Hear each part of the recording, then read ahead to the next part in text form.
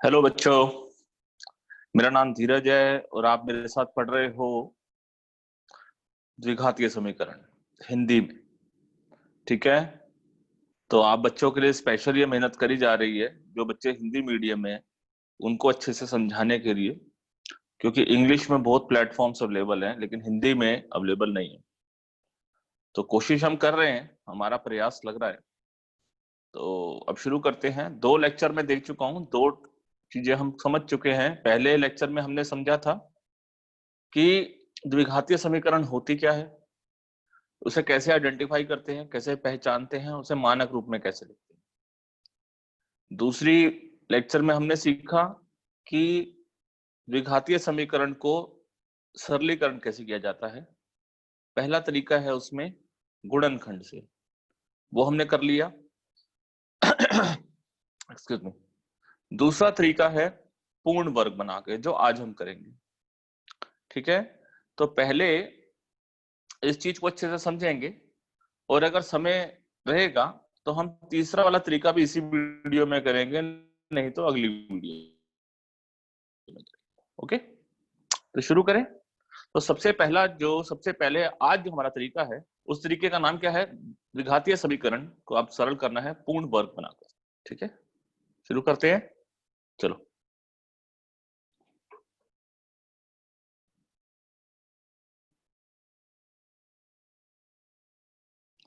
देखो, सबसे पहले उदाहरण 7 है आपका, कि उदाहरण 3 में दिया गया जो क्वेश्चन है उसे आप पूर्ण वर्ग विधि से हल करें। तो उदाहरण 3 में ये वाला प्रश्न था, तो मैंने यहां से पहले ही लिख लिया है। देखो, सबसे पहले आपको मैं इसका तरीका बताता हूं कि इसका तरीका है क्या, आपको इन क्वेश्चंस को करना कैसे है। ठीक है, क्वेश्चन को करना कैसे है, मैं उसका तरीका लिख रहा हूं, जब बोलते हैं एल्गोरिथम। ठीक है, तो सबसे पहले काम करने का मैं आपको तरीका बता रहा हूं, इस प्रश्न को हल कैसे किया जाता है। तरीका नंबर 1, एक्स स्क्वायर का ये जो कोफिशिएंट है, ये जो नंबर है, अगर एक नहीं है, एक है तो अच्छी बात है, और अगर एक नहीं है तो क्या करो, जो भी नंबर है 2, 4, 10, 15, 20, उस नंबर से पूरी की पूरी समीकरण को भाग कर दो। एलएचएस और आरएचएस दाहिने हाथ में और बाहिने हाथ में दोनों तरफ क्या कर दो, भाग कर दो। तो तरीका नंबर 1, स्टेप नंबर 1, सबसे पहले एक्स स्क्वायर के कोफिशिएंट को क्या करो, 1 करो।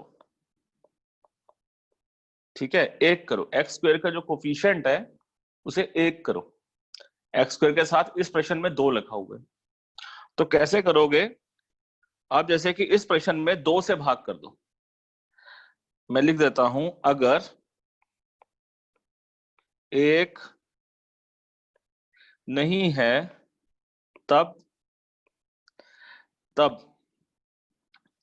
जो भी नंबर है एक्स स्क्वायर, जैसे अब अगर इक्वेशन है A X squared plus B X plus C is equal to 0, ऐसी अगर इक्वेशन है,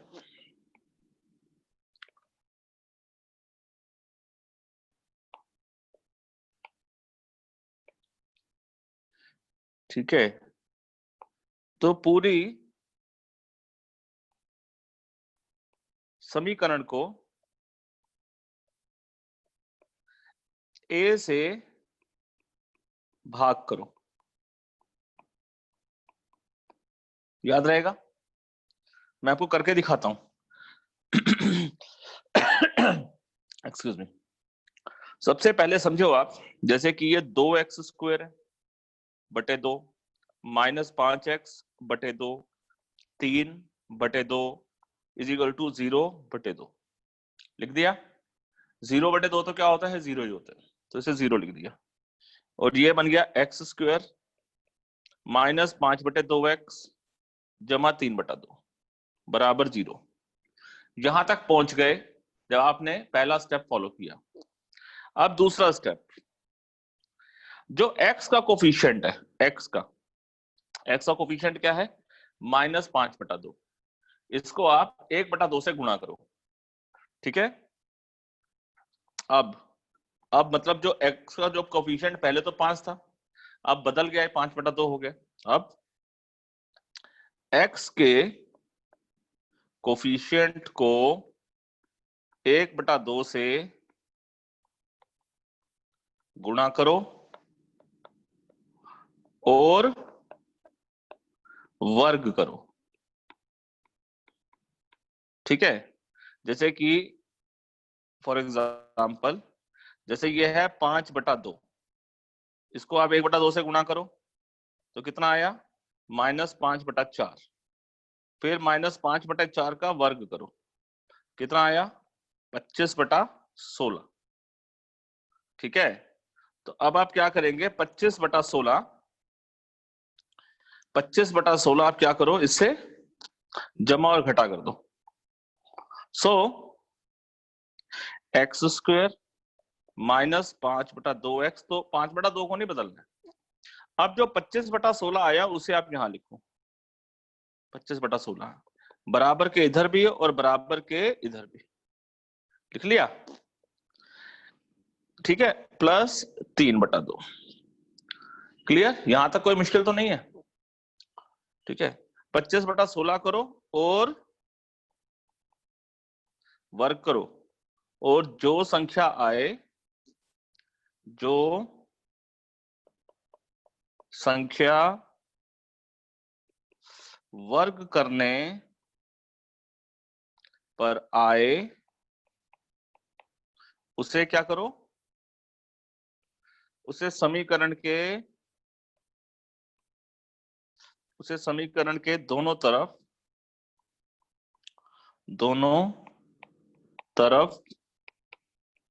जोड़ दो, जमा की फॉर्म में लिख दो। लिख दिया? दो स्टेप पूरे हो गए, यहां तक समझ में आया? सबसे पहले हमने क्या करा? x² का कोफिशिएंट से पूरी इक्वेशन को भाग किया, फिर जो x का जो कोफिशिएंट है, जो x के साथ नंबर लगा हुआ, उसे 1/2 से गुणा किया, जो आंसर आया उसे वर्ग किया, ठीक है। जो वर्ग करने पर जो नंबर आया, जैसे 25/16 इस क्वेश्चन में, उसे दोनों तरफ जोड़ दिया, जमा इधर कर दिया, जमा इधर कर दिया। यहाँ कोई निशान नहीं है दाहिने हाथ पे, इसका मतलब जमा का निशान ही। यहां तक ठीक है? आगे बढ़ते हैं बच्चों। अब पहली बात फिर समझो दोबारा, यहां से लेकर यहां तक इस पहले 3 स्टेप्स को पढ़ो। ये जो 3/2 है, ये जो 3/2 है, इसे दाहिने हाथ पे ले जाओ तो, और ये है x², दाहिने हाथ को चेक करो, दाहिना हाथ है 25/16 -3/2, ये आ गया। और बाहिने हाथ पे क्या है? 5/2x, और इसे लिखो 25/16 को दोबारा इस स्टेप पे लिख लो 5/4 का होल स्क्वायर। अब बाएं हाथ में देखो आप, ये इक्वेशन बन रही है a² + b² + 2ab की। ये फॉर्मूला बनेगा, पक्का फॉर्मूला बनेगा 100%, ठीक है। इस नंबर के साथ नहीं बनेगा, ये जो 3/2 है इसके साथ नहीं बनेगा, 3/2 को तो इधर लेके जाना है। ये जो आपने अभी नंबर लगाया ना 25/16, उसकी वजह से बनेगा ये फॉर्मूला, ठीक है। तो स्टेप नंबर 3, LHS में बाएं में a + b होल स्क्वायर या a - b होल स्क्वायर का फॉर्मूला बनाओ, ठीक है बच्चों। उल्टे हाथ में a + b या a - b का होल स्क्वायर का फॉर्मूला बनाओ। कैसे बनाते हैं देखो, a², ये b² और ये है -2, a कितना है x और b कितना है 5/4, ये है a, ये है b, तो a² + b² -2ab, 2 × 1 = 2, 2 × 2 = 4। चलो कितना हो गया ये? 5/2x आ गया ना, ठीक है।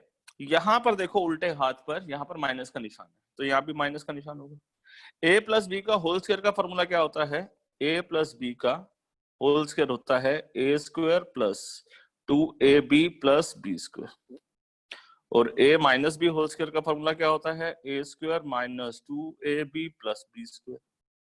ठीक है, यहां तो समझ में आ गई। अब यहां चेक करो, तो यहां पर ये a माइनस बी का होल स्क्वायर बन गया है, और दाहिने हाथ पे क्या बन रहा है, दाहिने हाथ पे इसको हल कर लो, सरल कर लो। मैंने यहाँ पे लघुत्तम ले लिया, तो यहाँ आ गया 25 और यहाँ आ गया 2 अट्ठे 16, 8 तिया 24, तो दाहिने हाथ पे आ गया 1/16। अब क्या करोगे, 1x माइनस 5/2 का स्क्वायर बराबर है 1/4 का भी स्क्वायर।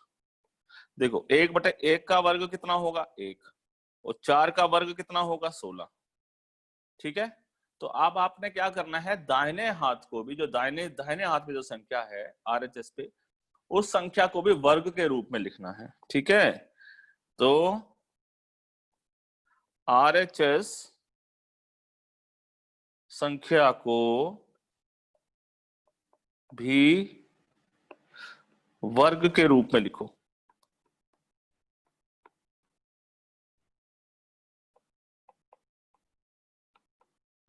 याद रहेगी ये बात, आगे बढ़ो।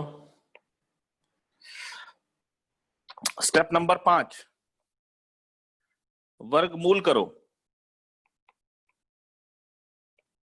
वर्गमूल करो कैसे, ऐसे x माइनस 5/2 का यहां से वर्ग हटाओ, यहां वर्गमूल लिख दिए 1/4 का स्क्वायर, और ये जो स्क्वायर हटेगा तो यहां ही वर्गमूल लग जाएगा। तो वर्ग वर्ग से वर्गमूल लड़ेंगे, ये खत्म हो जाएगा और आंसर आ जाएगा 1/4 दाहिने हाथ पे। जब भी वर्गमूल से कोई भी आंसर आता है उसे ऐसे आपने लिखना है, प्लस 1/4 माइनस 1/4, क्योंकि अगर 1/4 का वर्ग करोगे तो भी 1/16 आएगा, और माइनस 1/4 का वर्ग करोगे तब भी 1/16 ही आएगा। इसलिए ये जो वर्गमूल है, मतलब जो असली में 1/16 है, वो प्लस 1/4 भी हो सकता है और माइनस 1/4 का वर्ग भी हो सकता है। तो आपकी ये जो इक्वेशन बन गई x माइनस 5/2।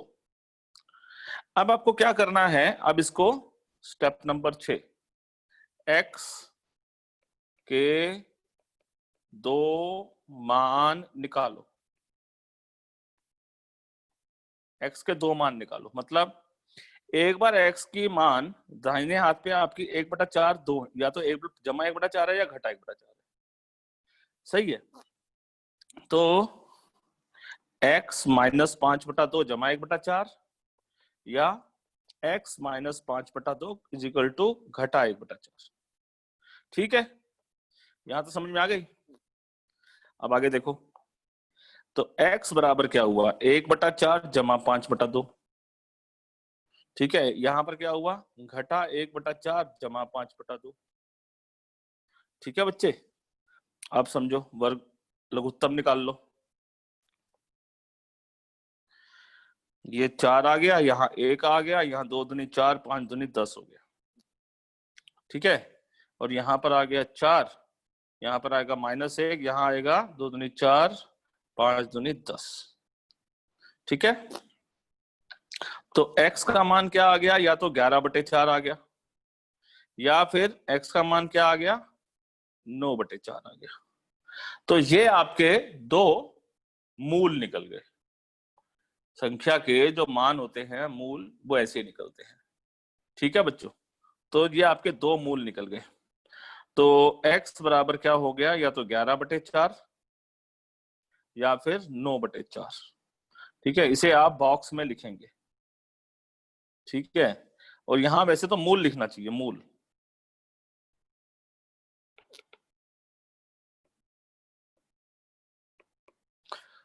ठीक है, तो स्टेप नंबर 1 में हमने क्या किया, अब देखो इसको आपको याद रखना है।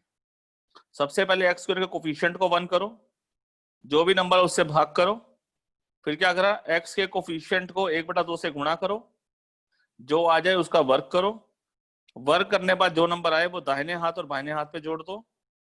फिर यहाँ जो ये वाला नंबर है कांस्टेंट, इसे दाहिने हाथ पे ले जाओ। अब बाएं हाथ पे देखो तो ये a प्लस बी या a माइनस बी होल का वर्ग बनेगा, ये बनेगा।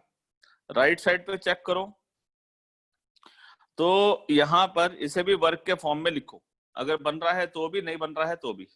अभी यहाँ तो आराम से बन रहा था, कोई दिक्कत नहीं है, लेकिन जब नहीं बन रहा होगा फिर क्या करोगे? तो मैं आपको बताता हूँ, अभी ऐसा प्रश्न लेकर आते हैं, जब नहीं बनता फिर क्या करते हैं, ठीक है। फिर उसके बाद जो है वर्गमूल करो। वर्गमूल इसलिए लिखवाता हूं मैं ताकि आपको याद रहे कि वर्गमूल से जो भी नंबर आएगा वो जमा और घटा में आएगा, ठीक है। एक बार जमा कर दो और एक बार घटा कर दो। फिर ये जो 5/2 है इसे दाहिने हाथ पे ले जाओ और सरल कर दो, इसको आसान से सॉल्व हो जाएगा, ठीक है बच्चों। तो ये आपका जो था पूरा एल्गोरिथम, ठीक है, चेक कर लो इसको। मैं अब इसको थोड़ा सा कलर चेंज कर देता हूं सो दैट कि आप आराम से इसको पहचान लो, ठीक है। सो इसका कलर हम नीला कर देते हैं, डन। चलो शुरू करें अगला क्वेश्चन। अच्छा, अब अगला क्वेश्चन के लिए हमारे पास जगह नहीं बची है, पेज डाल देते हैं इसमें।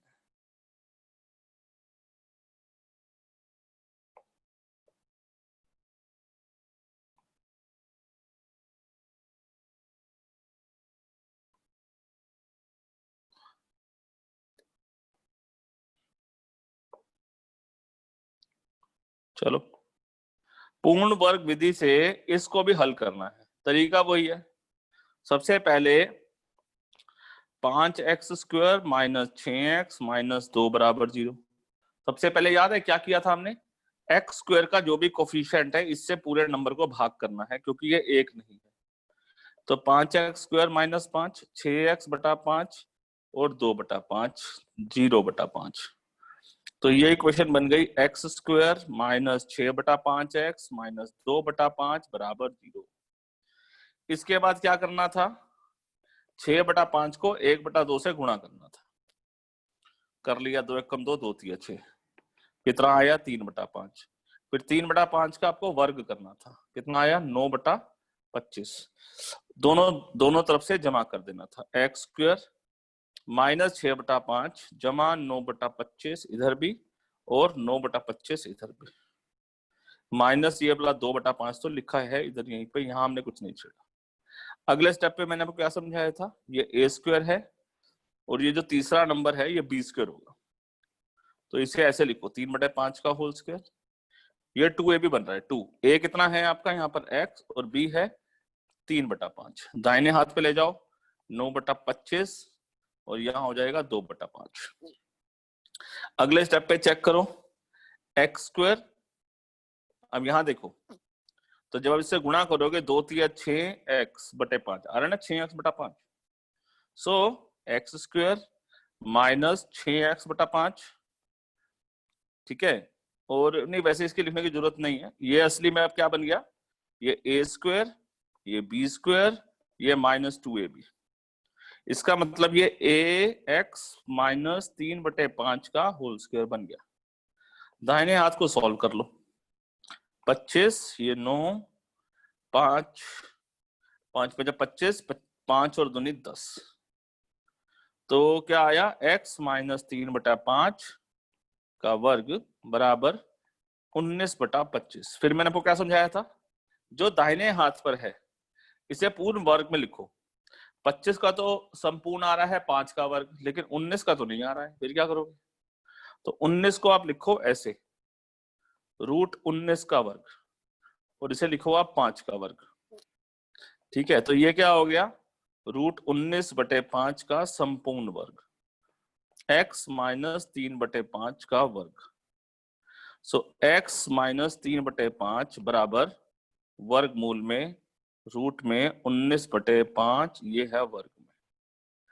इसके बाद क्या करोगे? x - 3/5 बराबर जमा घटा रूट में 19/5। अब x का मान निकालना है, तो x का मान कैसे निकालोगे? एक बार जमा √19/5 में जमा हो जाएगा 3/5, ठीक है ना, ये उधर जाएगा। और एक बार x का मान है -√19/5 में भी जमा हो जाएगा 3/5। तो x का मान क्या आ गया? लघुत्तम ले लिया, लघुत्तम इसका एक जैसा ही है, तो कोई टेंशन नहीं है, कोई लेने की जरूरत नहीं होगी। हमारा आंसर कितना हो गया? रूट 19 जमा 3/5, या फिर x का मान आ गया घटा रूट 19 जमा 3/5। अब पहला नंबर है ना, घटा में नहीं लिखते हैं, है ना, धनात्मक वैल्यू लिखते हैं। तो इसको ऐसे लिख लो, x बराबर 3 घटा रूट 19/5, और यहां पर आ गया 3 जमा रूट 19/5।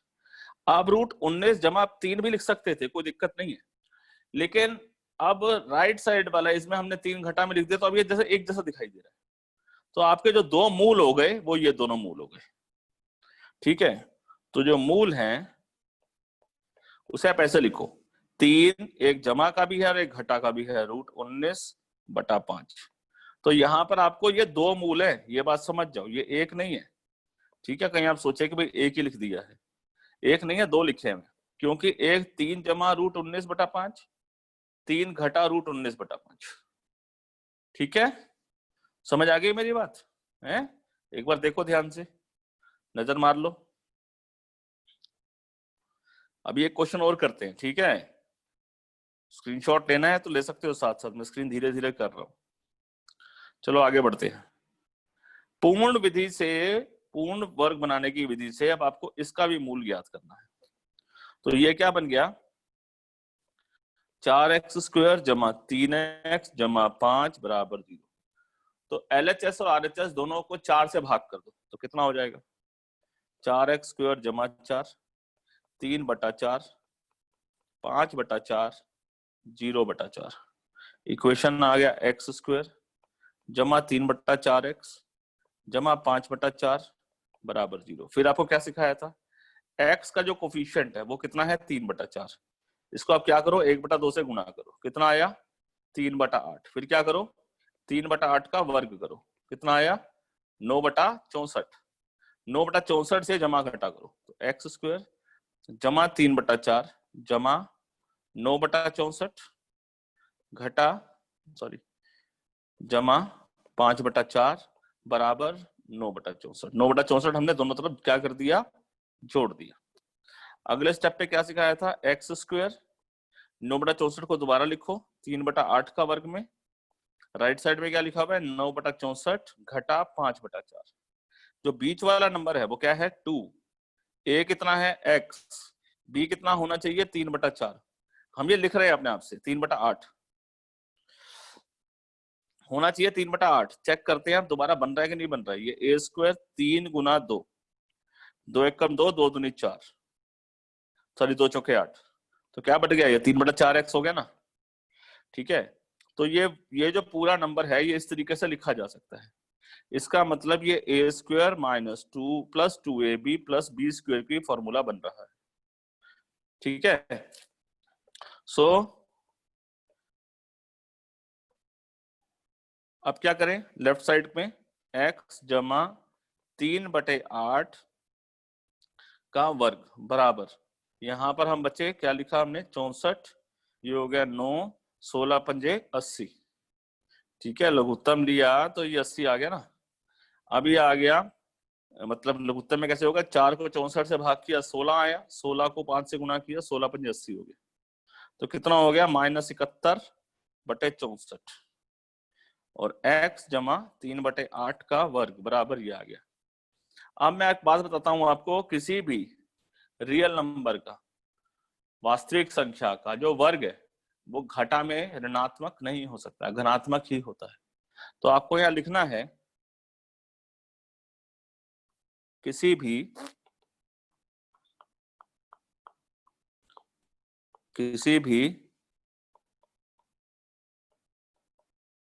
वास्तविक संख्या का वर्ग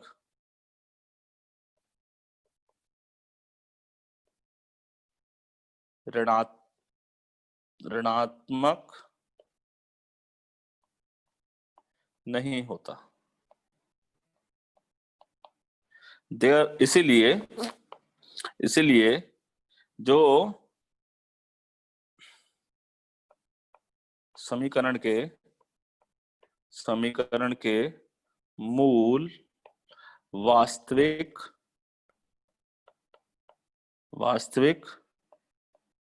नहीं है, समीकरण के मूल वास्तविक ही नहीं है। ठीक है, तो आप बस इतना लिखकर ये छोड़ देंगे। कब छोड़ेंगे? जब यहां पर आंसर माइनस आ जाएगा दाहिने हाथ। अगर यहाँ माइनस आ गया ना तो मतलब समझ जाओ कि इसके जो मूल हैं वो वास्तविक ही नहीं है। क्लियर? यहां तक बात समझ में आ गई? तरीका तो अब याद हो गया होगा अब आपको। ठीक है ना? तो सबसे पहले हम क्या कर रहे हैं, पहले x का जो कोफिशिएंट है इसे हम 1 बना रहे हैं, मतलब 4 से भाग कर दिया। फिर x के कोफिशिएंट को 1/2 से गुणा किया, फिर उसका वर्ग किया। ठीक है, जो नंबर आया उसको दोनों तरफ जोड़ दिया, इधर भी और इधर भी। फिर यहाँ क्या हो गया, a² b² और 2ab बनेगा पक्का, या तो +2ab या -2ab बनेगा। यहाँ अगर मान लो माइनस भी होता, दाहिने हाथ को सॉल्व कर लो लघुत्तम वगैरह लेकर। ठीक है, अब यहाँ माइनस भी होता तो भी कोई फर्क नहीं पड़ता अगर इक्वेशन माइनस होता, क्योंकि उसका वर्ग हो रहा है तो ये जो है धनात्मक हो जाएगा, और इसका जो वर्ग है वो धनात्मक ही रहेगा, ऋणात्मक नहीं रहेगा। ठीक है, अगर ये आ गया है घटा में तो इसका मतलब इसका मूल जो है वो वास्तविक नहीं है। इतना करके ही प्रश्न को आप छोड़ देंगे, बस आप काम खत्म आपको। ठीक है, तो आई होप कि आपको ये बात समझ में आ गई होगी। अब मैं ऐसा करता हूं, मैं आपकी ये जो इक्वेशंस हैं, मैं आपको ये इक्वेशंस ना बच्चों बना कर दे देता हूं, समझाता हूं कि बना कैसे रहे हैं, और उसके बाद आप इसे हल करें, सरल करें। ठीक है, और आंसर मेरे साथ शेयर करें कि आपका आंसर निकला है या नहीं निकला है, तो मेरे को डाउट सेक्शंस में डिस्कस कर सकते हैं। दो क्रमागत विषम संख्याएं, क्रमागत विषम और घनात्मक, क्रमागत भी है, विषम संख्या भी और घनात्मक भी है। विषम संख्या क्या होती है, जैसे कि 1, 3, 5, 7, 9 इस प्रकार से।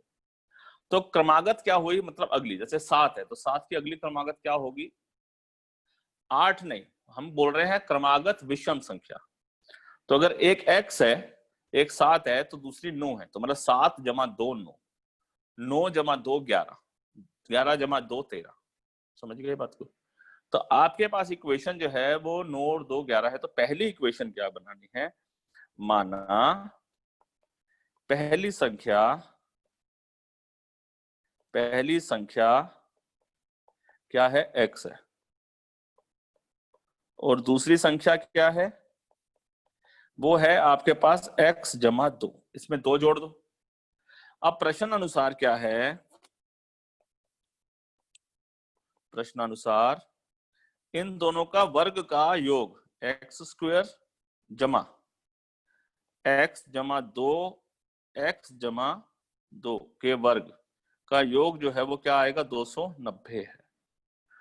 तो इक्वेशन क्या बन गई, x² जमा, इसको खोलो, a + b का होल स्क्वायर है, a² + 2ab + b² बराबर कितना है, 290। तो x² और x² कितना हो गया बताओ, 2x² जमा 4x जमा, देखो ये x² और x² 2x², 2 दूनी 4x, ये 4, ये 290। ठीक है, ये 4 और ये हो गया 290। अब इधर ले आओ, 2x² जमा 4x जमा 4 घटा 290 बराबर 0। तो 2x² जमा 4x घटा 284 286 बराबर 0। अब आप क्या करो, 2 से यहीं पे ही भाग कर दो पूरे समीकरण को, क्योंकि x² का समीकरण क्या चाहिए आपको, x² का नंबर चाहिए 1, तो 2 से भाग करा, 4x को भी 2 से भाग करा, 286 को भी 2 से भाग किया, और 0 को भी 2 से भाग किया। तो आपके पास इक्वेशन आ गई x² जमा 2x घटा 143 बराबर 0। अब इसको आप हल करें। ठीक है, तो अब आपको कोई इशू आता है, कोई प्रॉब्लम आती है तो मुझसे डिस्कस करना, कोई दिक्कत नहीं है। अब इसमें जो है बच्चों एक बात का ध्यान रखना है, हो सकता है एक आंसर क्या आए, ऋणात्मक आए, घटा में आए, तो उसको आपको इसको इग्नोर करना है, आपको उसमें लिखना है, क्योंकि प्रश्न में क्या दिया हुआ है, प्रश्न में दिया हुआ है कि घनात्मक संख्या है। ठीक है, तो अगर ऋणात्मक संख्या आएगी ना तो उसको हटाना, वहां से आपको लिखना है कि प्रश्न के अनुसार जो संख्या है वो तो घनात्मक है, ऋणात्मक नहीं है। तो उस माइनस वाली संख्या को हटा देना, प्लस वाली संख्या आ जाएगी। मान लेते हैं कि पहली संख्या अगर आपके पास 11 आ गई तो दूसरी संख्या भी लिखनी है, x का मान आएगा, तो यहाँ पर 11 जमा 2 13 लिखना है। ठीक है, अगर एक 13 आ गई तो दूसरी संख्या क्या होगी, 13 जमा 2 15। तो आपको एक आंसर आपका 13 होगा, दूसरा 15। समझ गए मेरी बात? ठीक है, आगे बढ़े। उदाहरण 12, एक ऐसे आयतकार पारक को बनाना है जिसकी चौड़ाई और लंबाई, चौड़ाई उसकी लंबाई से 3 मीटर कम हो। चलो, तो सबसे पहले आपको एक आयतकार वो बनाना, उसके बाद इसका क्षेत्रफल पहले से निर्मित समद्विबाहु त्रिभुज पारक जिसका आधार आयतकार पारक के चौड़ाई के बराबर है तथा ऊंचाई 12 मीटर है से 4 वर्ग मीटर अधिक हो। मतलब वो कह रहा है कि इसकी आकृति ना बनी हुई है, लेकिन मैं आपको इसकी आकृति बना के दिखाता हूँ। कुछ त्रिभुज इस प्रकार का है, फिगर इस प्रकार की है कि आपका जो आयतकार है वो आयत आपका ऐसे बनेगा, और आपकी जो समद्विबाहु त्रिभुज है, समद्विबाहु त्रिभुज कौन सा होता है, जिसकी दो साइडें बराबर होती है। ठीक है, इसकी दो साइडें बराबर है। ठीक है, दो साइडें मतलब ये वाली साइड और ये वाली साइड एक दूसरे के बराबर है, और इसका जो आधार है वो इसकी क्या था, उसका जो आधार है वो आयतकार की चौड़ाई के बराबर है। ठीक है, तो आधार तो चौड़ाई के पास हो गया। ठीक है, इसकी लंबाई, इसकी चौड़ाई इसकी लंबाई से 3 मीटर कम है, तो अगर इसकी चौड़ाई x मानते हैं तो इसकी लंबाई क्या हो जाएगी, 3 मीटर अधिक हो जाएगी। ठीक है, पहले इतनी बात समझ में आ गई, एक बात। दूसरी बात, इसका क्षेत्रफल पहले से निर्मित त्रिभुजाकार पारक जिसका आधार इसके बराबर है और इसकी ऊंचाई है 12 मीटर, मतलब त्रिभुज की जो ऊंचाई है ये 12 मीटर है, तो यहां से लेकर यहां तक इसकी जो ऊंचाई है ये है 12 मीटर। यहां तक समझ में आ गई बात आपको? अब फिर दोबारा पढ़ते हैं क्वेश्चन। इसका क्षेत्रफल, देखो पूर्ण विराम के आगे से पढ़ना शुरू करो। इसका क्षेत्रफल मतलब आयतकार का क्षेत्रफल पहले से निर्मित त्रिभुजाकार पारक से क्या होगा, जो पहले त्रिभुजाकार पारक कैसे बना हुआ है उसके चौड़ाई पर। ठीक है, जिसकी ऊंचाई ये है, तो पहले से निर्मित त्रिभुजाकार पारक से 4 वर्ग मीटर अधिक है, तो इसका मतलब पारक का क्षेत्रफल त्रिभुज के क्षेत्रफल से 4 मीटर अधिक है। ठीक है, तो पहले मेरे को बताओ चतुर्भुज का आयत का क्षेत्रफल क्या हो जाएगा। आयत ब्लैक से कर देते हैं।